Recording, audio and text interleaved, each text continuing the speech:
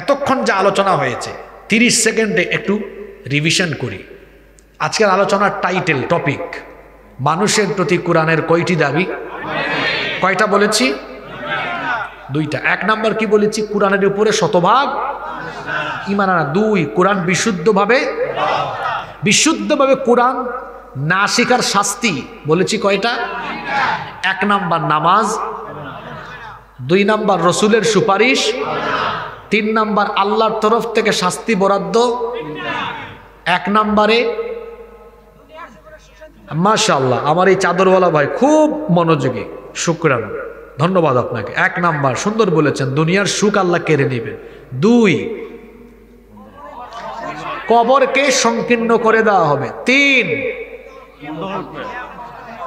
দেখছেন ওই যে ক্লাসের ভালো ছাত্র বাছাই করলাম আর দুর্বল ছাত্র বাছাই করলাম। বক্কর সক্কর 1 লক্ষ 2 লক্ষ শ্রোতার দরকার নাই, কাজের কাজই অ্যাক্টিভ 2-4 জন শ্রোতাই যথেষ্ট। যুগ জামানা পাল্টে দিতে চাই না অনেকজন, একজনই আনতে পারে জাতির জাগরণ। একটা বাস্তব সত্য কথা হলো, আমরা তো একাডেমিক লাইন থেকে উঠে আসা মানুষ, অর্থাৎ একাডেমিক লাইফ থেকে গড়ে ওঠা মানুষ, ওই যে বাজারি বক্তাদের মতো বক্তা না। তো একাডেমিক লাইফ থেকে আসছি, তো কথা যখন বলি একাডেমিক ওয়েতে বলি, আর বলার সময় মানুষও বাছাই করে ফেলতে পারি।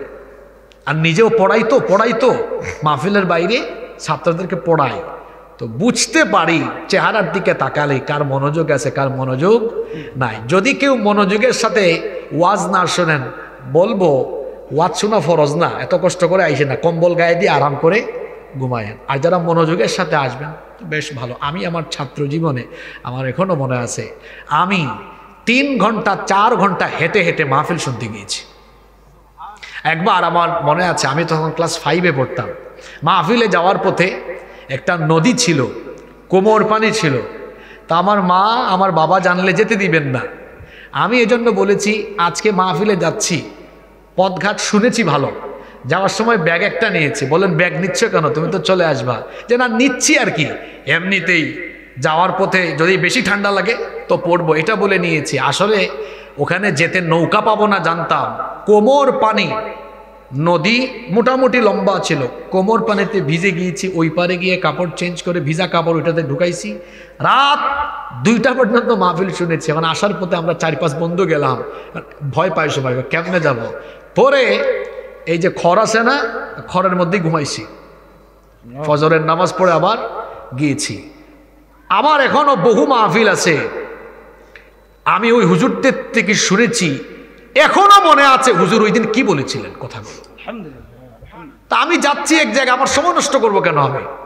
আমি যেটা শুনবো মনোযোগের সাথে শুনবো। তবে হ্যাঁ, মাহফিল এমন কিছু কোয়ালিফাইড শ্রোতাও আছে যাদেরকে আলোচনার শেষে জিজ্ঞেস করলো, ওরা পয়েন্ট ওয়াইজ মোটামুটি বলতে পারে, আলহামদুলিল্লাহ।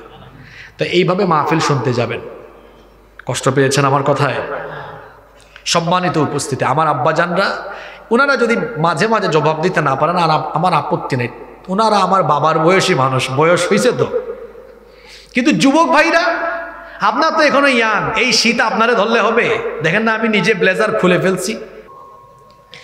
বাংলাদেশের ঐতিহ্যবাহী বগুড়া জেলার শিবগঞ্জ উপজেলার অন্তর্গত শিহালী সরকারপাড়া বাইতুল মামুর জামে মসজিদের উদ্যোগে আয়োজিত আজকের এই 15তম তাফসিরুল কোরআন মাহফিলের সমাপনী অধিবেশনের মোহতারাম শ্রদ্ধাভাজন সভাপতি জনাব আলহাজ মোহাম্মদ আব্দুস সাত্তার, বিভিন্ন সেশনে সহসভাপতিত্ব করেছেন জনাব মোহাম্মদ মুশাররফ হোসাইন, প্রধান অতিথি জনাব মোহাম্মদ মুত্তালেব ফকির, বরেণ্য অতিথি জনাব মোহাম্মদ সানোয়ার হোসেন এবং অন্যান্য অতিথিবৃন্দ। আল্লাহ সবাইকে দ্বীনের জন্য, কোরআনের জন্য কবুল করে নেন, আমরা সবাই বলি আমিন।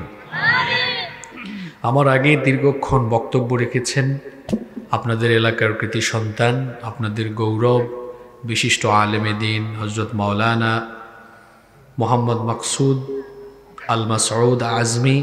বক্তব্য রেখেছেন হাফিজ মাওলানা মোহাম্মদ জাকারিয়া আবেদিন জাকি, হাফিজাহুমুল্লাহ ওয়া রাআহুম। আল্লাহ তাআলা তাদেরকে হায়াতান তাইয়্যিবা সিহহাতান কুল্লিয়া দান করেন। আল্লাহ আমাদেরকে ইলমে আমলে তারাক্কি দান করেন। আমরা সবাই বলি আমিন। উপস্থিত হযরত উলামায়ে কেরাম এসেছেন, বিভিন্ন প্রতিষ্ঠানের আসাতিজায়ে কেরাম, আমার সামনে বসা পিতৃতুল্য সম্মানিত মুরব্বিয়ানে আয়দাম, যুগে যুগে আল্লাহর জমিনে আল্লাহর দ্বীন প্রতিষ্ঠায় যারা অগ্রসেনানীর ভূমিকা পালন করেছেন, আমার কলিজার টুকরা প্রিয় যুবক, তরুণ এবং ছাত্র ভাইয়েরা, পর্দার আড়াল থেকে শ্রবণরতা সম্মানিতা মা এবং বোনেরা, উপস্থিত মিডিয়ার প্রিয় কর্মী এবং সাংবাদিক ভাইয়েরা, প্রশাসন এবং গোয়েন্দা সংস্থার সম্মানিত ভাইয়েরা, প্রিয় সিহালি, শিবগঞ্জ তথা আমার প্রিয় বগুড়াবাসী, আপনারা সবাই কেমন আছেন?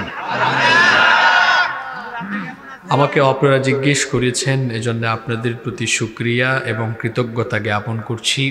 আলহামদুলিল্লাহ আলা কুল্লি হাল ওয়াফি কুল্লি মাকান।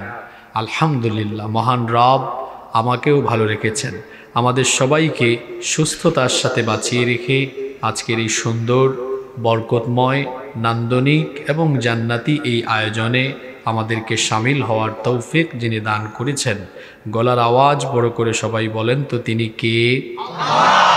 সেই মহান রবের জন্য হৃদয়ের সবটুকু ভালোবাসা, আবেগ, অনুভূতিকে উজাড় করে দিয়ে খুশি মনে প্রাণবন্ত আওয়াজে উচ্চ কণ্ঠে কালিমাতুশ শুকর আদায় করে আমরা সকলেই পড়ছি আলহামদুলিল্লাহ।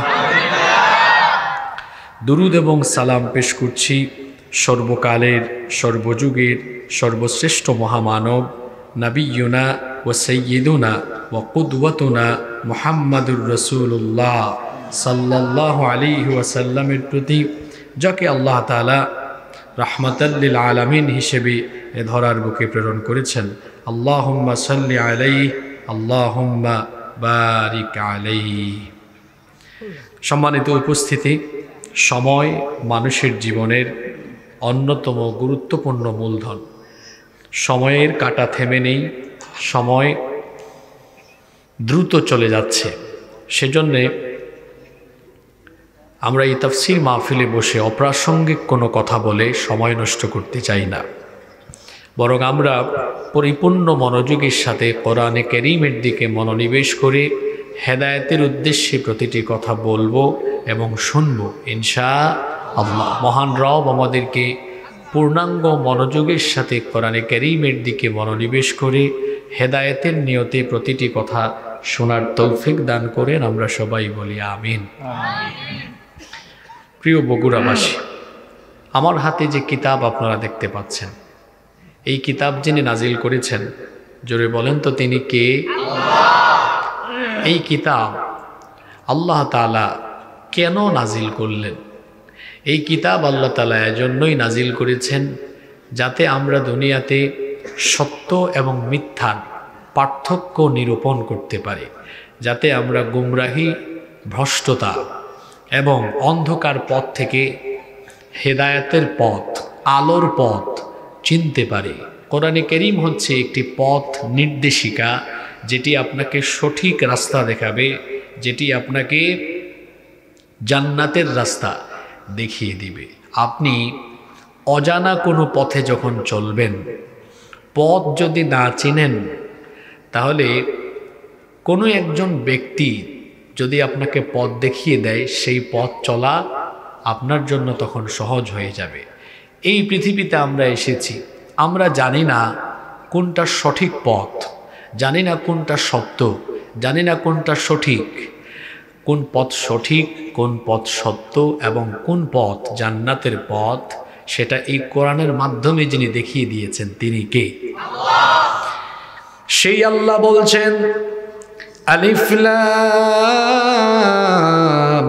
রা কিতাবুন আনজালনাহু ইলাইকা লিতুখরিজান নাসা মিনায-যুলুমাতি ইলান নূর।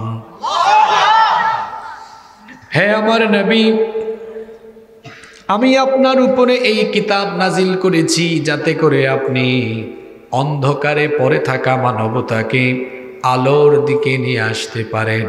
এই জন্য এই কোরআন আপনার কাছে অর্থাৎ নবীর কাছে যিনি নাজিল করেছেন তিনি কে? এই কিতাব আমাদেরকে আলোর পথ অর্থাৎ জান্নাতের পথ দেখিয়ে দিবে। আমরা এই কিতাবের মাধ্যমে জান্নাতের পথ চিনতে চাই কি চাই না? সবাই বলেন চাই কি চাই না? আমরা যদি এই কিতাবের মাধ্যমে জান্নাতি পথ চিনতে চাই তাহলে আমাদের উপরে আমাদের প্রতি কোরআনের যে দাবি আছে সেই দাবি পূরণ করতে হবে। আমাদের প্রতি কোরআনে কারীমের যে দাবি আছে এই দাবিগুলো যদি আমরা পূরণ করতে পারি তাহলে এই কিতাবের মাধ্যমে আমরা জান্নাতের পথে পরিচালিত হতে পারবো ইনশাআল্লাহ। এখন প্রশ্ন হতে পারে আমাদের প্রতি কোরআনে কারীমের দাবি কি? আমাদের প্রতি কোরআনে কারীমের দাবি হলো মোট 9টি। কথা বুঝে থাকলে বলেন তো মানুষের প্রতি কোরআনের দাবি মোট কয়টি? 9টি। এই 9টি দাবি আপনি পূরণ করতে পারলে সঠিক পথে জান্নাতের পথে নিজেকে আপনি পরিচালিত করতে পারবেন ইনশাআল্লাহ। তাহলে মানুষের প্রতি কোরআনে কারীমের দাবি জোরে বলেন তো মোট কয়টি? ক্লাসে কিছু বাজে ছাত্র থাকে যারা পরীক্ষায় 00 পায়, ফেল করে, এরা ক্লাসে আসে। এরা কারা? এরা ক্লাসে এসে মোবাইল চালায়, ক্লাসে এসে অমনোযোগী থাকে, অন্যমনস্ক থাকে। এজন্য দেখা যায় ক্লাসে থাকা সত্ত্বেও ক্লাস বুঝে না, পরীক্ষায় ফেল মারে। এরকম ছাত্র আছে না? আবার কিছু ছাত্র ক্লাসে ঢুকে মোবাইল পকেটে ঢুকিয়ে রাখে, মোবাইল সাইলেন্ট করে রাখে, অফ করে রাখে, ক্লাসে অন্যমনস্ক হয় না। দেখা যায় ক্লাসে যা আলোচনা হয় সেটা রপ্ত করতে পারে, উপলব্ধি করতে পারে, অতঃপর পরীক্ষায় অংশগ্রহণ করলে অত্যন্ত চমৎকার রেজাল্ট করতে পারে। এটাও একটা ক্লাস। এখানে যারা এখন বসলেন এটাও একটা ক্লাস। এই ক্লাসেও এই 2 ধরনের মানুষ আছে যারা মোবাইল চালাবে, ডানে বামে বসা ব্যক্তির সাথে কথা বলবে, কিছুক্ষণ পর এদিকে তাকাবে ওই দিকে তাকাবে। এরা হলো ক্লাসের ওই বাজে ছাত্রের মতো যারা ক্লাস করে কিন্তু বুঝে না, আবার পরীক্ষায় পাশও করতে পারে না। এই যে 1 ঘন্টা সময় বসলাম, যদি আমি কোনো ফায়দা নিতে না পারি তো এই বসার কোনো মূল্য নাই। এজন্য আমি আপনাদেরকে অনুরোধ করব, খামাখা সময় নষ্ট করবেন না। বাড়িতে যাওয়ার পরে আপনার পরিবারের সদস্যরা যদি আপনাকে জিজ্ঞেস করেন যে মাহফিলে গিয়েছিলেন, কি জেনে আসলেন, অন্তত মোলাখাস সামারি যেন বাড়িতে বলতে পারেন। ক্লাসে ওই ভালো ছাত্রের মতো হবেন যে ছাত্র ক্লাসে বসে অন্যমনস্ক হয়নি, প্রতিটি কথা শুনেছে, রপ্ত করেছে, পরীক্ষায় অংশগ্রহণ করে ভালো নাম্বার পেয়েছে। আমরা কি ভালো ছাত্রের মতো এখানে বসতে পারবো? বলবেন হুজুর আমার বয়স 50 বছর 60 বছর, আমারে আপনি ছাত্র বানায় ফেললেন। কোরআনের ছাত্র হতে পারাও একটা সৌভাগ্যের ব্যাপার। সুবহানাল্লাহ। কোরআনের ছাত্র হতে পারে কি সৌভাগ্যের ব্যাপার নয়?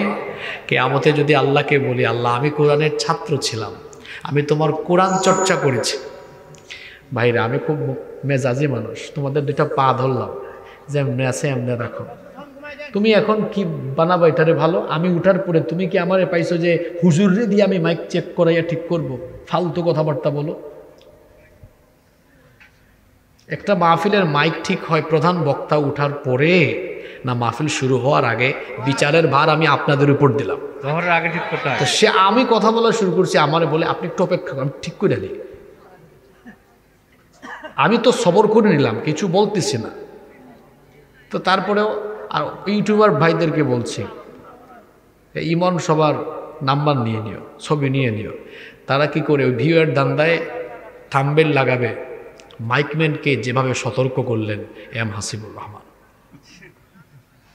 বললাম কি, দিল কি? আমরা হুজুররা বহু বিপদে আছি। আমরা হাঁটার সময় বেশি দ্রুত গতিতে হাঁটলে মানুষ বলে হুজুরের আজকে দাওয়াতের সংখ্যা বেশি আছে। আস্তে আস্তে হাঁটলে বলবে হুজুরটা আজকে বেশি খাইছে। তো কি মুশকিলে পড়লাম, জুড়ে হাঁটতেও পারি না, আস্তে হাঁটতেও পারি না, তো করবোটা কি? সম্মানিত উপস্থিতি, তাহলে বলছিলাম ক্লাসে ভালো ছাত্রের মতো থাকতে হবে। পারবেন তো ইনশাল্লাহ? আমি বগুড়ার ব্যাপারে খুব ভালো ধারণা রাখি। আমি জানি এখানকার মানুষ খুবই মনোযোগী হয়ে কথা শোনেন। আশা রাখবো আজকেও তার ব্যতিক্রম হবে না ইনশাআল্লাহ। তাহলে আলোচনার শিরোনামটা সবাই বলেন তো দেখি। আমাদের প্রতি কোরআনে কারীমের দাবি হলো মোট, মাশাআল্লাহ। আসেন তো একটু মিলাই আমার সাথে আপনাদের সাথে, কয়টা দাবি পূরণ করলাম? আগে বলিয়েন না কথা। কোরআন যে দাবি পেশ করেছে এ দাবি পূরণ করলেই জান্নাত মিলবে ইনশাআল্লাহ। আর এই দাবি পূরণ না করলে জান্নাত মিলা তো দূরের কথা, জান্নাতের পথও আমরা খুঁজে পাব। আসেন তো একটু মিলাই দেখি কয়টা দাবি পূরণ করেছি। নাম্বার 1, 1 নাম্বার, কোরআনের প্রতি ঈমান আনয়ন করা। কিরকম ঈমান? এই কিতাব মানুষের তৈরি করা নয়, এই কিতাব দুনিয়ার কোনো আলেম ওলামাদের রচনা নয়, বরং এটি হলো ঐশী গ্রন্থ এবং এর হেফাজতকারী হলেন স্বয়ং আল্লাহ। আলোচনার শুরুতেই একটা চমৎকার তথ্য আপনাদের সাথে শেয়ার করি। পৃথিবীতে কোরআন ছাড়া অন্য আরও যত কিতাব আছে, যেমন তাওরাত, জাবুর, ইনজিল সহ অন্যান্য আরও অনেক সহিফা আছে, সবগুলো হার্ড কপি। আপনারা হার্ড কপি সফট কপি বুঝেন তো, তাই না? যেমন কোনো একটা বই আপনার মোবাইলে পিডিএফ আছে, এটা কি হার্ড কপি না সফট কপি? এটা হলো সফট কপি। হার্ড কপি কোনটা? মনে করেন আপনার কাছে একটা বই লেখা আছে, প্রিন্টিং একেবারে প্রিন্টেড, ওইটা হলো হার্ড কপি। তাওরাত, জাবুর, ইনজিল, অন্যান্য সহিফা এগুলো নাজিল হয়েছে হার্ড কপি, আল্লাহ নবীদেরকে দিয়ে দিয়েছেন। যেমন তাওরাত আল্লাহ মুসা নবীকে লিখিত আকারে দিয়েছেন, এই নেন, একবারে এক দফায় দিয়েছেন। জাবুর দাউদ আলাইহিস সালামকে একসাথে দেওয়া হয়েছে, ইনজিল একসাথে দেওয়া হয়েছে। কোরআন একসাথে আসে নাই। কোরআন নাজিল হয়েছে মোট 23 বছরে। কত বছরে? মোট 23 বছরে নাজিল হয়েছে। আবার নাজিল হয়েছে সফট কপি। নাজিল হয়েছে কি কপি? আপনারা বলবেন হুজুর এটা তো দেখে আপনার সামনে হার্ড কপি আছে। না, এই প্রিন্টিং আমরা করেছি।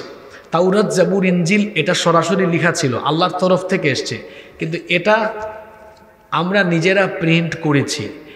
এটার মূল প্রিন্টেড কপি আল্লাহর কাছে। কোথায় এটা? বাল হুয়া কুরআনুম মাজিদুন ফি লাউহিম মাহফুজ। এটা সুরক্ষিত ফলকে লিপিবদ্ধ করা। এটার হার্ড কপি আরশে আজিমের কাছে লাউহে মাহফুজে। সুবহানাল্লাহ। তাহলে আমাদের কাছে এটা সফট কপি আছে, হার্ড কপি। বলতে পারেন হুজুর হার্ড কপিটা আল্লাহ দিলেন না কেন? যাতে করে কোরআনে কারীমকে সর্বোত্তম ভাবে সংরক্ষণ করে রাখা যায়। সুবহানাল্লাহ। দেখেন না আজকে তাওরাত, জাবুর, ইনজিল এগুলো কি অবিকৃত আছে না বিকৃত? বিকৃত। কোরআন বিকৃত হয়নি, কিয়ামত পর্যন্ত হওয়ার কোনো সম্ভাবনাও নাই, কারণ এর হেফাজতকারী কে? আমাদের প্রতি কোরআনের 1 নম্বর দাবি হলো ঈমান আনা। এটি নাজিল করেছেন কে? রব্বুল আলামিন বলছেন তানজিলাম মিম্মান খালাকাল আরদা ওয়াস সামাওয়াতিল উলা। তোমাদের মাথার উপরে সুবিস্তৃত আসমান আর পায়ের তলার এই বিশাল জমিন সৃষ্টি করেছেন যিনি, এই কোরআন নাজিল করেছেন তিনি।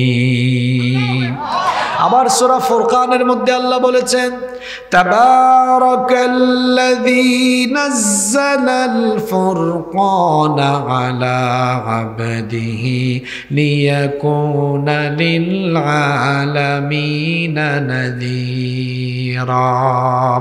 বরকতময় সেই সমহান সত্তা যিনি তার বান্দার উপরে ফুরকান তথা সত্য আর মিথ্যার পার্থক্যকারী হিসেবে এই কোরআন তার বান্দার উপর যিনি নাজিল করেছেন তিনি কে? আমার নবী কোরআন নিজে নিজে রচনা করেননি, বরং কোরআন এসেছে আল্লাহর তরফ থেকে। এজন্য আল্লাহ তাআলা বলেছেন ওয়ামা ইয়ানতিকু আনিল হাওয়া ইন হুয়া ইল্লা ওয়াহয়ুন ইউহা। আমার নবী তার প্রবৃত্তির অনুসরণ করে কোনো কথা বলেননি, তাই বলেছেন তিনি ওহী হিসাবে যা পেয়েছেন এই কোরআন যার তরফ থেকে এসেছে। জোরে বলুন তো তিনি কে? ঈমান আনতে হবে, এটি আল্লাহর কিতাব। আপনারা বলবেন হুজুর 1 নাম্বার দাবি পূরণ হয়ে গিয়েছে, কারণ আমরা তো ঈমান আনছি। এই কথাটা এখানেই সীমাবদ্ধ নয়। কোরআনের প্রতি পরিপূর্ণ ঈমান আনা মানে হলো এটি আল্লাহর তরফ থেকে নাজিল হয়েছে, এই বিষয়ের প্রতি ঈমান রাখার পাশাপাশি এই বিষয়টার প্রতিও ঈমান রাখা যে আমার ব্যক্তি জীবন, পরিবার জীবন, সমাজ এবং রাষ্ট্রীয় জীবনের সকল সমস্যার সমাধান হিসাবে এই কোরআন এসেছে কার পক্ষ থেকে? 1 নম্বর পয়েন্ট মিল আছে। হুজুর আমরা বিশ্বাস করি এটা আল্লাহর কিতাব, এ বিষয়ে কোনো সন্দেহ নাই। এখন যদি বলেন যে ব্যক্তি, পরিবার, সমাজ, রাষ্ট্র সব জায়গায় আল্লাহর দেওয়া কোরআনের আইন চলুক, দেখবেন বহুত আল্লাহর কুতুব এখানেই পাওয়া যাবে, মনে মনে এর সাথে বিদ্বেষ পোষণ করবে। আপনার মসজিদে আগামী জুমাবারে হুজুর যদি আলোচনা করেন আমাদের এই মসজিদ আল্লাহর আইনের ভিত্তিতে চলবে, আল্লাহর আইন অনুযায়ী মসজিদ চলবে, মসজিদের সভাপতি সাহেব সবার আগে হাত তুলে বলবেন হুজুর আমি রাজি আছি, আমাদের মসজিদ আল্লাহর আইনের ভিত্তিতে চলবে। সেক্রেটারি, কোষাধ্যক্ষ, এই এলাকার সব মানুষ বলবে হুজুর আমরা রাজি আছি। খুশি হয়ে হুজুর যদি পরবর্তী পয়েন্টে বলেন যে আল্লাহর বিধান, আল্লাহর আইন, কোরআনের ভিত্তিতে মসজিদ চলবে, সে আল্লাহর আইন, সে আল্লাহর বিধান অনুযায়ী সমাজ চলবে, দেশ চলবে। মসজিদের ভিতরে একটু আগে যারা বলেছিল হুজুর মানি, এদের মধ্যে সিংহভাগ পাওয়া যাবে, এই কথা শোনার পর চেহারা কালো হয়ে গিয়েছে। তাহলে কোরআনকে সে মনে করে এটা জাস্ট একটা ধর্মীয় কিতাব, অর্থাৎ এটা দিয়ে নামাজ, রোজা, হজ, যাকাত বা ইবাদত বন্দেগী করার জন্য এই কিতাবের দরকার। কিন্তু শিক্ষাঙ্গন, আইনাঙ্গন, অর্থনৈতিক অঙ্গন, রাষ্ট্রীয় অঙ্গন পরিচালনার জন্য এটা বাদ। আর আমরা সলিমুদ্দিন কলিমুদ্দিন বহুত বড় পণ্ডিত, আমরা নিজেরা বিভিন্ন আইন বানায়া আমরা সমাজ চালাবো, আমরা রাষ্ট্র চালাবো, এইভাবে করে ধর্মীয় ক্ষেত্রে যারা কোরআনের অনুশাসন মেনে অন্যান্য সেক্টরে কোরআনকে বাদ দেয়, এই সকল লোকেরা কোরআনের ব্যাপারে যথেষ্ট সন্দেহের মধ্যে রয়েছে। এদের ব্যাপারে আল্লাহ বলেছেন আফাতুমিনুনা বিবাদিল কিতাবি ওয়া তাকফুরুনা বিবাদ। তাহলে কি তোমাদের অবস্থা এমন যে তোমরা এই কোরআনের কিছু অংশের উপরে ঈমান আনলে, নামাজ কায়েম করো, তোমাদের উপর রোজা ফরজ, এতটুকুর উপর ঈমান আনলে, আর ওইদিকে যে আল্লাহ বলেছেন ওয়ামান লাম ইয়াহকুম বিমা আনজালাল্লাহু ফাউলাইকা হুমুল কাফিরুন ফাউলাইকা হুমুল ফাসিকুন ফাউলাইকা হুমুল যালিমুন। আল্লাহ যে বলেছেন যারা আল্লাহর দেওয়া বিধান অনুযায়ী, আল্লাহর আইন অনুযায়ী বিচার ফয়সালা করে না, সমাজ চালায় না, দেশ চালায় না, এরা হলো কাফের, এরা হলো ফাসিক, এরা হলো জালেম। কথা মোল্লার না আল্লাহর? তো তুমি নামাজ রোজা হজ যাকাত এইগুলাতে ইসলাম মানো, কোরআন মানো, কিন্তু দেখা যায় সমাজ আর রাষ্ট্রের বেলায় কোরআন মানো না। আল্লাহ বলছেন এমনটা যারা করবে দুনিয়াতে তাদের জন্য রয়েছে লাঞ্ছনা এবং আখিরাতে তাদেরকে যিনি শাস্তি দিবেন তিনি কে? ব্যবসা প্রতিষ্ঠান উদ্বোধন করার আগে হুজুর ডেকে এনে কোরআন তেলাওয়াত করে উদ্বোধন করে, কিন্তু ব্যবসা প্রতিষ্ঠান সুদের টাকা ঘুষের টাকা দিয়ে উদ্বোধন করে। তারপর দেখা যায় বিবাহের আগে হুজুর ডেকে এনে হুজুর দিয়ে বিবাহের খুতবা দেওয়া হয়, হুজুর বিবাহের খুতবায় কোরআন কারিমের কয়েকটা আয়াত তেলাওয়াত করেন, কিন্তু যৌতুকের টাকা দিয়ে বিয়ে শাদী হচ্ছে, বিয়ে শাদীতে অনইসলামিক কাজ হচ্ছে। পার্লামেন্ট শুরু হওয়ার আগে পার্লামেন্টে কোরআনে কারিম থেকে তেলাওয়াত হয়, কিন্তু কিছুক্ষণ পরে স্পিকার যখন পার্লামেন্ট মেম্বারদেরকে কথা বলার সুযোগ দেন, সেখানে দেখা যায় কোরআন বিরোধী অনেক আইন পাশ হয়ে যায়। এইভাবে করে একদিকে কোরআনের তেলাওয়াত হয় আর অন্যদিকে যদি কোরআন বিরোধী কার্যক্রম হয়, বুঝতে হবে এই মুসলমানের কোরআনের ব্যাপারে পূর্ণাঙ্গ ঈমান নাই, কোরআনের ব্যাপারে তার সন্দেহ আছে। কথা কি বুঝলেন? তাহলে আপনি চিন্তা করে দেখেন তো, এই বাংলাদেশের প্রত্যেকটি সমাজে কত মুসলমান এরকম আছে যারা কোরআনের প্রথম দাবিটা পূরণ করতে পারে নাই। এমন মানুষ আছে না? ওর পূর্ণাঙ্গ ঈমান নাই কোরআনের উপরে, অর্থাৎ কোরআন দিয়ে যে সমাজ রাষ্ট্র সব চালানো যায় এ ব্যাপারে তার পূর্ণাঙ্গ ঈমান।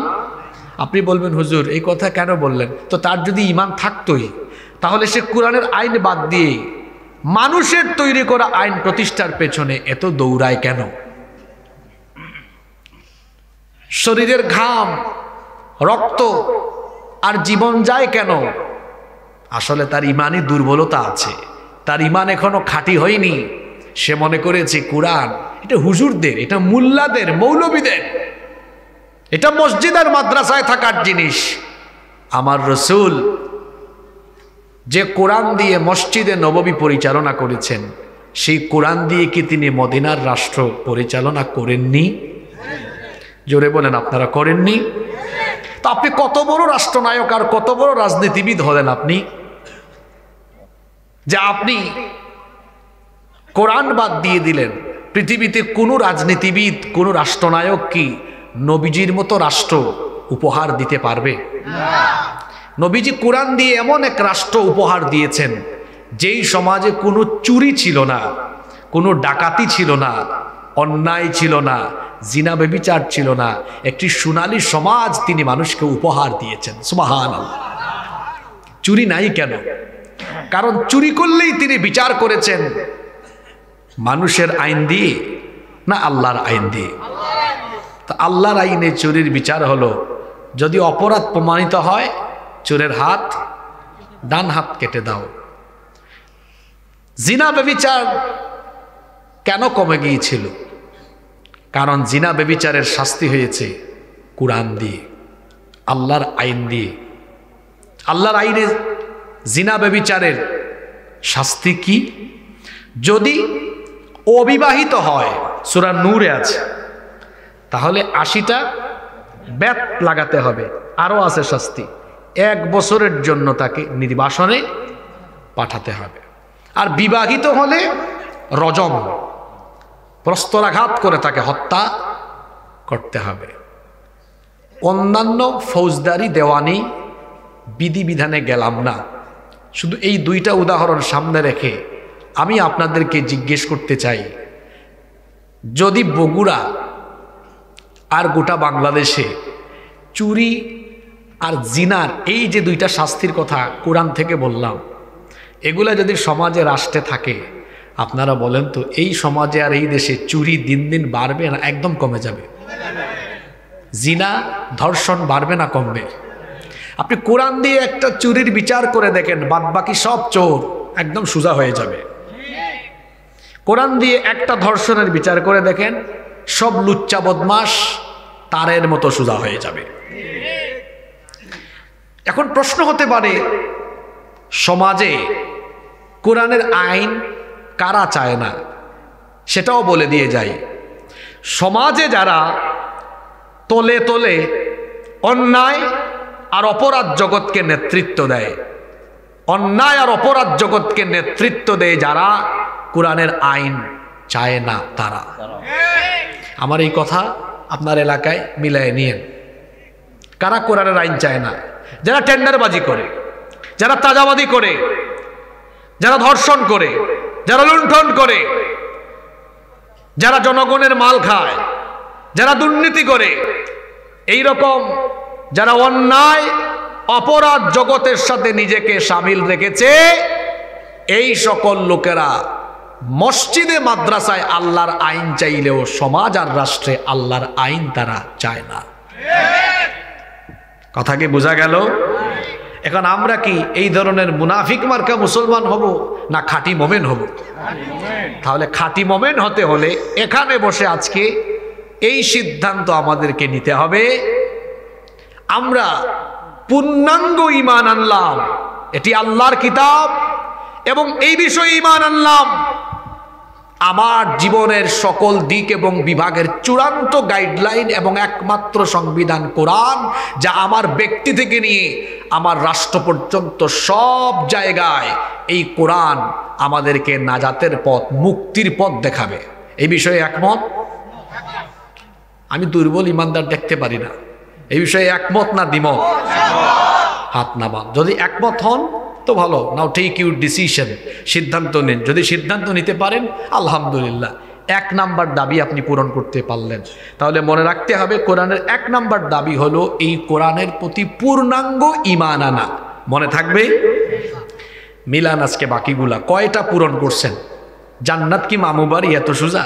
নাম্বার 2, কোরআনে কারীমের 2 নাম্বার দাবি হলো এই কোরআন বিশুদ্ধভাবে তিলাওয়াত করা। আমি খাবার দাবারের পরে আরো 8-10 মিনিট টাইম গেছে, নামাজ পড়েছি, কিন্তু আমি তো বলছি আসার টাইমে মসজিদে নামাজে ঢুকছি, তো নামাজ পড়ে আবার এসে এখানে নামাজ পড়লাম কেন? আপনাদের শিবগঞ্জে ঢোকার পরে এক মসজিদে ঢুকলাম এশার নামাজের জন্য। আমি বড় অবাক, মসজিদের ইমাম সাহেব তার 100 ভাগের মধ্যে 80 ভাগ তিলাওয়াতের মাখরাজ, হরফের উচ্চারণ সঠিক নয়।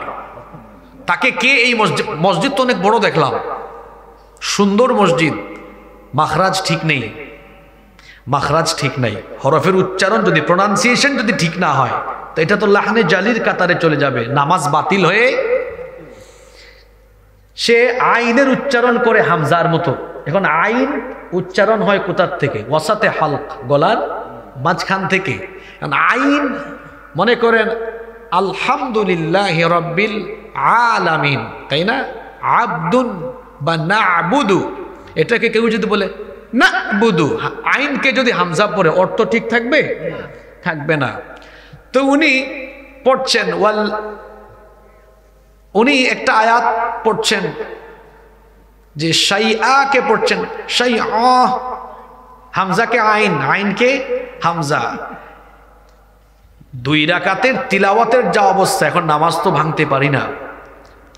সালাম ফেরানোর পর তাকাইলাম, তারপরে বলে আসলাম যে মসজিদ কমিটির সতর্ক হওয়া উচিত। কমিটি ইমাম নিয়োগ দিবে না, ইমাম নিয়োগ দিবেন যদি মসজিদের খতিব থাকেন, খতিব সাহেব ইন্টারভিউ নেবেন, অথবা আশেপাশের কোনো কমি মাদ্রাসা, আলিয়া মাদ্রাসার প্রিন্সিপাল, মুহতামিম, শাইখুল হাদিস, মুফাসসির, মুহাদ্দিস, উনারা ইমাম নিয়োগ দিবেন। কোনো সভাপতি আর সেক্রেটারি ইমাম নিয়োগ দিলে মসজিদে এই জাতের ইমাম থাকবে। সভাপতি আর সেক্রেটারি কিসের ইমাম নিয়োগ দিবে? অত নিজেরা আউযুবিল্লাহ সহি না। খুব কষ্ট পেয়েছি আমি। এখানে আইসা আবার নামাজটা আদায় করে তারপরে উঠলাম। আমি নিজে আলিয়া মাদ্রাসায় পড়েছি। কওমি মাদ্রাসার প্রশংসা আমি একদিকে করি, আলহামদুলিল্লাহ কওমি মাদ্রাসার প্রায় সকল ছাত্রদের তিলাওয়াতটা তাদের সহি থাকে। আমাদের আলিয়া মাদ্রাসায়ও সহি ছিল, আমরাও তো আলিয়া মাদ্রাসায় পড়ে আসছি। আগে কোরআন তাজবিদ সহকারে পড়ানো হতো, এখন কি হয় আমি জানি না। এ অবস্থা কেন? আল্লাহর কোরআন বিশুদ্ধভাবে তেলাওয়াত করতে হবে। অনেকে আছেন ইসলামী আন্দোলন করেন, তেলাওয়াত সহি না। ইসলামী আন্দোলন করবেন পরে, কুরআন বিশুদ্ধ করে শিখবেন আগে। কিসের ইসলামী আন্দোলন করেন আপনি? আপনার ইসলামী আন্দোলন মজবুত হবে। মান আকামাস সালাতা ফাকাদ আকামাদ-দ্বীন, যে নামাজ কায়েম করলো সে দিন কায়েম করলো। তো নামাজ কায়েম করবেন অশুদ্ধ তেলাওয়াত দিয়ে না শুদ্ধ তেলাওয়াত দিয়ে? বিশুদ্ধ কোরআন তেলাওয়াত নফল না ফরজ? আজকাল অনেক বক্তা বের হয়েছে, এদেরও তেলাওয়াত সহি না। কোরআনে কারিমকে সুন্দর করে পড়তে হয়, যেভাবে মন চায় সেভাবে কোরআন তেলাওয়াত করলে হয় না। আল্লাহ তাআলা সূরা মুজাম্মিলের মধ্যে বলেছেন, ওয়ারাত্তিলিল কুরআনা তারতিলা, তোমরা তারতিলের সাথে অর্থাৎ তাজউইদের সাথে, তাজউইদ প্রয়োগ করে তাজউইদের নিয়ম নীতি অনুযায়ী কোরআনকে বিশুদ্ধভাবে তেলাওয়াত করো। বিশুদ্ধভাবে কোরআন তেলাওয়াত করা হলো ফরজ। এজন্য বিশুদ্ধ কোরআন আপনাকে শিখতে হবে, শিখলে পরে মানুষকেও শেখাতে হবে।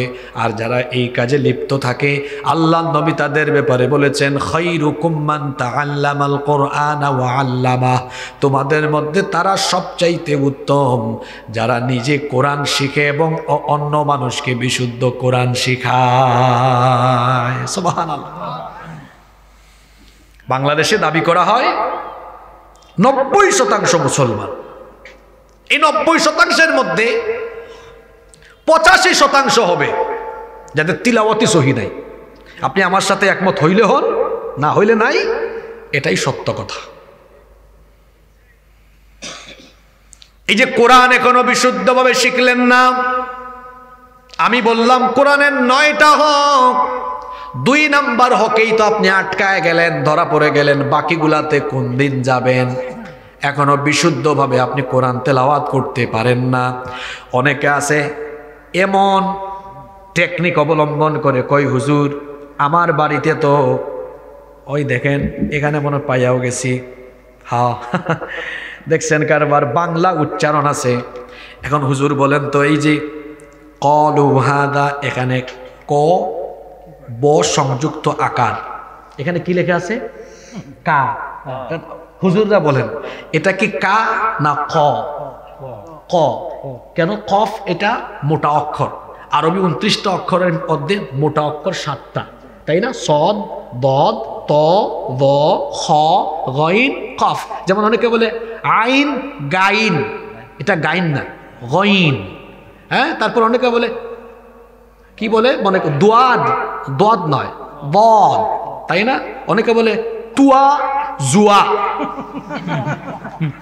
আহা, হাসতেছেন কেন? এগুলো সেন্সিটিভ বিষয় তো। ইংরেজি আপনি বলতেছেন স্টুডেন্ট, ব্রিটিশ আসলে বলে কি পড়ছে শোনে, তো উচ্চারণ হবে স্টুডেন্ট, তাই না? আমিও হয়তো তাদের মতো উচ্চারণ করতে পারছি না, আমার দুর্বলতা আছে, তাই না? তো হয়তো সর্বোচ্চ হাসবে। আপনি ব্রিটিশ উচ্চারণ না পারলে ব্রিটিশ শুনলে হাসবে, কিন্তু কোরআন আপনি অশুদ্ধ তেলাওয়াত করলে এটা হাসি ঠাট্টা নয়, এটা লানতের কাতারে যাবে। রুব্বা কারিউলিল কুরআনি ওয়াল কুরআনু ইয়ালআনুহু, কোরআনের এমন বহু তেলাওয়াতকারী আছে, এরা কোরআন তেলাওয়াত করে আর কোরআন খালি এদেরকে লানত দেয়। এরা কারা? ওই যে আছে ক্বালু হাযাল্লাযী রুযিকনা মিন ক্বাবলু ওয়া উতু বিহি মুতাশাবিহা। এখন সে পড়তেছে ওই যে, ওই দেখেন কালু, আল্লাহ আমাকে মাফ করেন, কালু হাযাল্লাযী রুযিকনা মিন ক্বাবলু ওয়া উতু বিহি মুতাশাবিহান। এই বাংলা দেখে পড়ছি আমি।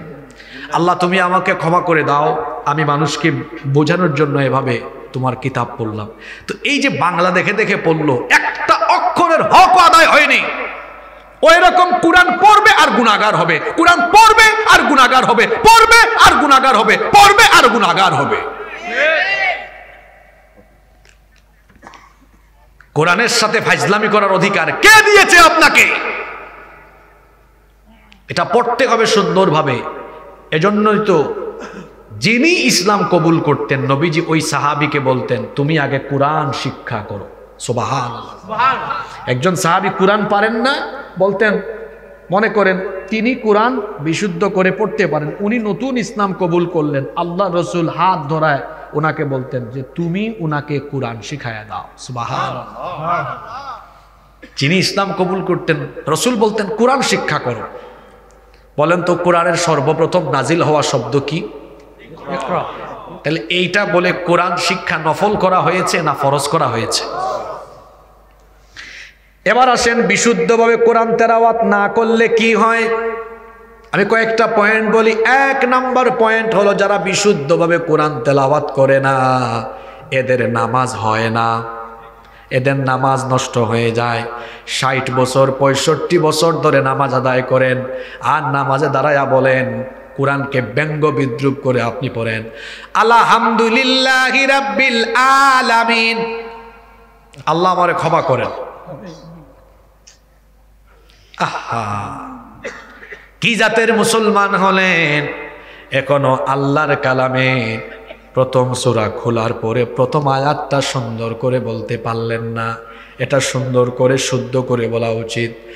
আলহামদুলিল্লাহি রাব্বিল আলামিন আর রহমানির রহিম মালিকি ইয়াউমিদ্দিন ইয়্যাকা না'বুদু ওয়া ইয়্যাকা নাস্তাঈন ইহদিনাস সিরাতাল মুস্তাকিম সিরাতাল লাযীনা আন'আমতা আলাইহিম গায়রিল মাগদুবি আলাইহিম ওয়ালাদ-দাল্লিন। সুন্দর করে কোরআন তেলাওয়াত করতে হবে। বিশুদ্ধ করে কোরআন তেলাওয়াত না করলে 1 নাম্বার তার 5 ওয়াক্ত শেষ, তার তাহাজ্জুদও শেষ। আমার বিশ্ববিদ্যালয় জীবনের একটা ঘটনা মনে পড়ল। ওই স্যার এখন কানাডায় আছেন, আল্লাহ স্যারকে হেফাজত করেন। তো স্যার খুব আন্তরিক ছিলেন। একবার সন্ধ্যার পরে স্যারের বাসায় আমরা গেলাম। স্যার আমাদেরকে নাস্তা খেতে দিলেন, তারপর বললেন দাঁড়াও আজকে তোমাদের সাথে একটা গুরুত্বপূর্ণ জিনিস শেয়ার করি। আমি তখন সেকেন্ড ইয়ার, ও প্রায় 51 পৃষ্ঠা লিখেছে, আমি তার নাম্বার দিয়েছি 1। কত নাম্বার? আমরা অবাক হয়ে বললাম স্যার এত পৃষ্ঠা লিখেছে 1 পাইছে কেমনে? স্যার বললেন ও প্রশ্ন আছে একটা আর লিখেছে আরেকটা খাতা দেখায় বললেন দেখো ও মাত্র 15-16 পেজ লিখেছে, সে A+ পেজ। একজন A+ পেয়েছে, লিখেছে কম, কোয়ান্টিটি পরিমাণ কম। আরেকজন লিখেছে বেশি, কোয়ান্টিটি বেশি, নাম্বার পাইছে কম। একজন কম লিখে বেশি নাম্বার পেয়েছে কারণ লিখার কোয়ালিটি ভালো। 100 রাকাত নামাজ আদায় করেছে, তিলাওয়াত সহি না, কোয়ান্টিটি বেশি, নামাজের কোয়ালিটি আল্লাহর কাছে নাই। 2 রাকাত নামাজ আদায় করেছে, বিশুদ্ধ তিলাওয়াত, নামাজে খুশু আছে, মনোযোগ আছে, রুকু সুন্দর, সাজদা সুন্দর, রুকু সাজদা তাআদিলে আরকান ধীরে স্থির ভাবে আদায় করেছে, নামাজ পড়ছে 2 রাকাত, কোয়ালিটিফুল নামাজ আল্লাহর দরবারে কবুল হয়ে গেছে। 100 রাকাত নামাজ আদায় করেছে। নামাজ চোর নাই, এটা আমার কথা না, শুনেন আল্লাহ রসুল হাদিসে আসছে, আল্লাহ রসুল বললেন আসওয়াউন নাসি সারিকা আল্লাযী ইয়াসরিকু মিন সালাতিহি, সবচেয়ে নিকৃষ্ট চোর হলো যে নামাজ চুরি করে। সাহাবীরা জিজ্ঞেস করলেন ওয়া কাইফা ইয়াসরিক সালাতাহু ইয়া রাসূলুল্লাহ, বলেন সাল্লাল্লাহু আলাইহি ওয়াসাল্লাম নামাজ আবার চুরি করে কেমনে? আল্লাহ রসুল বলবেন দেখবা কিছু লোক আছে লা ইউতিম্মু রুকুআহা ওয়ালা সুজুদাহা ওয়ালা খুশুআহা, কিছু মুসল্লি আছে এদের নামাজে রুকু সাজদা খুশু পরিপূর্ণভাবে আদায় করে না। দেখবেন কিছু মুসল্লি আছে আল্লাহু আকবার আসে না, খুব দ্রুত গতিতে, তার নামাজ দেখলে মনে হয় ও ফিজিক্যাল এক্সারসাইজ করছে। রসুলের ভাষায় এরা নামাজ চোর। এরা কি চোর? তো কোয়ান্টিটি নয়, কোয়ালিটি নিশ্চিত করেন। বলছিলাম বিশুদ্ধভাবে তেলাওয়াত না জানলে কি ক্ষতি হয়? 1, আপনার নামাজ বাতিল। আর পরের 2টা পয়েন্ট বলবো, যদি আপনি হৃদয় দিয়ে আমার কথাগুলো, কোরআনের কথাগুলো শুনেন, তো আপনার কলিজাটা এখন কেঁপে উঠবে। বিশুদ্ধভাবে যদি কোরআন না শিখেন, রাসূলের শাফাত থেকে আপনি বঞ্চিত হবেন। বলেন তো দেখি, কিয়ামতের দিন জান্নাতে যাওয়ার জন্য, নাজাত পাওয়ার জন্য রাসূলের সুপারিশের শাফাতের দরকার আছে না নাই?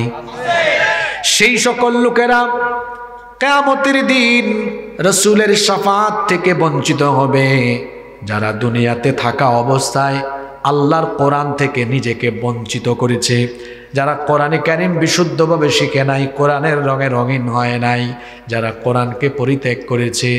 আল্লাহর রাসূল কিয়ামতের ময়দানে তাদের বিরুদ্ধে আল্লাহর আদালতে অভিযোগ করে কি বলবেন শোনেন। কোরআনে কারীমের 25 নম্বর সূরা সূরাতুল ফুরকানের 30 নম্বর আয়াতে এসেছে, আল্লাহ তাআলা বলছেন রাসূল সেদিন বলবেন, ওয়াকালার রাসূলু ইয়া রাব্বি ইন্না কওমি ইত্তাখাযু হাযাল কুরআনা মাহজুরা।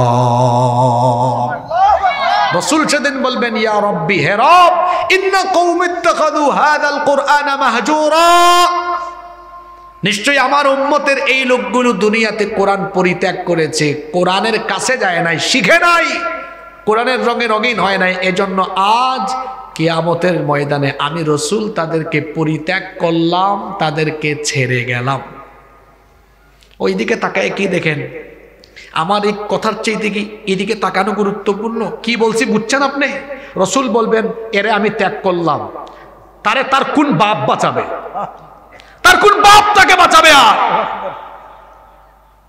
কথার ওজন বুঝতেছেন আপনি? ইন্না কওমি ইত্তাখাযু হাযাল কুরআনা মাহজুরা, নিশ্চয় আমার কওমের এই ব্যক্তি কোরআন পরিত্যাগ করেছে, আমিও পরিত্যাগ করলাম। কে বাঁচাবে আপনাকে? কোরআন বিশুদ্ধ করে না শেখার 3টা ভয়াবহ পরিণতি বলছি, পয়েন্ট মনে রাখেন। 1, নামাজ হবে না। দুনিয়ার কোন বড় আলেমকে গিয়ে জিজ্ঞেস করবেন, করেন গিয়া। নামাজে বিশুদ্ধ তেলাওয়াত করা ফরজ, বিশুদ্ধ তেলাওয়াত। 2, যে ব্যক্তি কোরআন বিশুদ্ধভাবে তেলাওয়াত করবে না সে রাসূলের সুপারিশ। 3, যে ব্যক্তি বিশুদ্ধভাবে কোরআন তেলাওয়াত শিখবে না এই ব্যক্তির জন্য আল্লাহ তাআলা দুনিয়া আর আখিরাতে আল্লাহর তরফ থেকে মোট শাস্তি রেখেছেন 3টা। কথা বুঝে থাকলে বলেন তো, ওই ব্যক্তির জন্য আল্লাহর তরফ থেকে বরাদ্দ শাস্তির সংখ্যা কয়টা? আসুন তো কোরআন থেকে জেনে নেই। কোরআনে কারীমের 20 নম্বর সূরা সূরাতুত তাহা এর 124 নম্বর আয়াত থেকে আল্লাহ তাআলা বলছেন, ওয়ামান আ'রাদা আন যিকরি ফাইন্না লাহু মাঈশাতান দানকা ওয়া নাহশুরুহু ইয়াওমাল কিয়ামাতি আ'মা। আল্লাহ তাআলা বলছেন, আর যারা আমার উপদেশ সম্বলিত এই কিতাব থেকে মুখ ফিরিয়ে নিবে, ফাইন্না লাহু মাঈশাতান দানকা, নিশ্চয়ই আমি তাদের দুনিয়ার জীবনকে সংকীর্ণ করে দিব। মুফাসসিরিনে কেরাম এই মাঈশাতান দানকার ব্যাখ্যায় অর্থ দিয়েছেন মোট 2টা। জোরে বলেন কয়টা? 1 নম্বর ব্যাখ্যা দ্বারা দিয়েছেন, অর্থাৎ ওই ব্যক্তির দুনিয়ার জীবনকে আল্লাহ সংকুচিত করে দিবেন, তার জীবনের সুখ শান্তি আল্লাহ কেড়ে নিবেন। টাকা পয়সা, গাড়ি বাড়ি, নারী প্রভাব প্রতিপত্তি দিয়ে সুখী হওয়া যায় না। অনেকের গাড়ি আছে, সুন্দরী নারী আছে, টাকা আছে, ক্ষমতা আছে, তারপরেও রাতের বেলা ঘুমাতে পারে না। আবার অনেকে আছে সুন্দরী বউ নাই, সুন্দর গাড়ি নাই, বাড়ি নাই, ক্ষমতাও নাই, দেখবেন মনে সুখ আছে, রাতের বেলা ঘুমও আছে। আছে না নাই? সুখ শান্তি এটা আল্লাহর তরফ থেকে আসে। এই আয়াত আপনি আপনার সমাজের মানুষের সাথে মিলায়া দেখেন, যাদের জীবনে কোরআন নাই, গিয়ে দেখেন টাকা পয়সা গাড়ি বাড়ি সব থাকলেও এদের জীবনে সুখ নাই। আল্লাহ এদের সুখ নিজে কেড়ে নিয়েছেন। আল্লাহ যদি কারো সুখ কেড়ে নেন, তাকে কি কেউ আর সুখ দিতে পারবে নাকি? সুখ শান্তি দেওয়ার মালিককে আল্লাহ বলছেন, যে ব্যক্তি কোরআন থেকে মুখ ফিরাবে আমি তার জীবনের সুখ কেড়ে নিব। এই মাঈশাতান দনকার ব্যাখ্যায় মুফাসসিরিনে কেরাম 2 নম্বর যে অর্থ বা ব্যাখ্যা দিয়েছেন সেটা হলো এই ব্যক্তিকে যখন কবরে রাখা হবে, কবর তার জন্য সংকুচিত হয়ে যাবে, সংকীর্ণ হয়ে যাবে। একদিন আমি আপনি আমরা সবাই কবরের বাসিন্দা হয়ে যাব। এই গ্রামেও হয়তো কবরস্থান আছে, গোরস্থান আছে, এখানে একদিন আমাকে আপনাকে শুয়ে যেতে হবে। এই কবর অত্যন্ত সংকীর্ণ জায়গা। বাড়িতে আপনার খাট হলো 7x4, 4.5, 7x5, এত বড় খাটে আপনি থাকেন, কিন্তু কবর হলো মাত্র 3.5 হাত সংকীর্ণ। এই কবরে যদি এমন ব্যক্তি হয় যে ব্যক্তি দুনিয়াতে কোরআন শিখে নাই, তাকে রাখা মাত্রই মানুষ কবর দিয়ে যখন উঠে যাবে 3.5 হাত কবর তার জন্য 3.5 হাত থাকবে না। 2 পাশের কবরের মাটি আস্তে আস্তে আস্তে আস্তে করে চাপতে চাপতে চাপতে চাপতে তাকে এমন জোরে চাপ মারবে, তার এক পাশের পাজরে গিয়ে অন্য পাশের পাজরে এভাবে ঢুকে যাবে। নাউযু বিল্লাহি মিন। এইভাবে করে তার উপরে শাস্তি চলতে থাকবে চলতে থাকবে ইলা ইয়াউমি ইউবাসুন, পুনরুত্থান দিবস পর্যন্ত শাস্তি চলবে।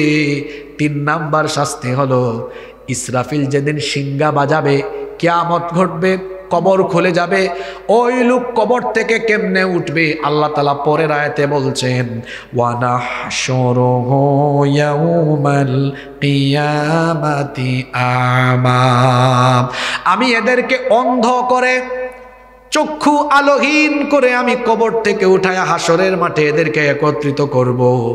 কিন্তু এই মানুষগুলো দুনিয়াতে অন্ধ ছিল, দুনিয়ায় অন্ধ ছিল না, দুনিয়াতে চোখে দেখতো। এরা যখন কবর থেকে অন্ধ অবস্থায় উঠবে, হাসরের ময়দানে অন্ধ অবস্থায় যখন যাবে, তখন তারা আল্লাহ তাআলার কাছে অভিযোগ করে বলবে ক্বালা রাব্বি লিমা হাশারতানি আ'মা ওয়া ক্বাদ কুনতু বাসীরা, হে রব তুমি আমাকে অন্ধ করে দিয়েছো কেন? আমি তো দুনিয়াতে চক্ষুষ্মান ছিলাম, চোখে দেখতাম, কেন আমাকে অন্ধ বানিয়ে দিলে? আল্লাহ তাআলা তখন তাকে বলবেন কাযালিকা আতাতকা আয়াতুনা ফানাসিতাহা ওয়া কাযালিকাল ইয়াউমা তুনসা। ঘুমাই গেছেন না আছেন? আল্লাহ বলবেন তোমার কাছে না আমার কিতাব ছিল, আমার কিতাবের আয়াত ছিল, বাংলা দেখলা, ইংরেজি দেখলা, আমার আকাশ দেখলা, জমিন দেখলা, গুন্ডামি করলা, মাস্তানি করলা, এই চক্ষু দিয়ে কোরআন দেখলা না, চোখ থাকার পরেও তুমি কোরআন দেখলা না, আমার কিতাবকে তুমি ভুলে গেলে, এজন্য তোমার এই চক্ষুকে অন্ধ বানালাম। দুনিয়াতে আমার কিতাব কোরআনকে তুমি যেভাবে ভুলে গিয়েছিলে, আজ হাসরের মাঠে তোমার মতো গোলামকে আমি আল্লাহ ভুলে গেলাম।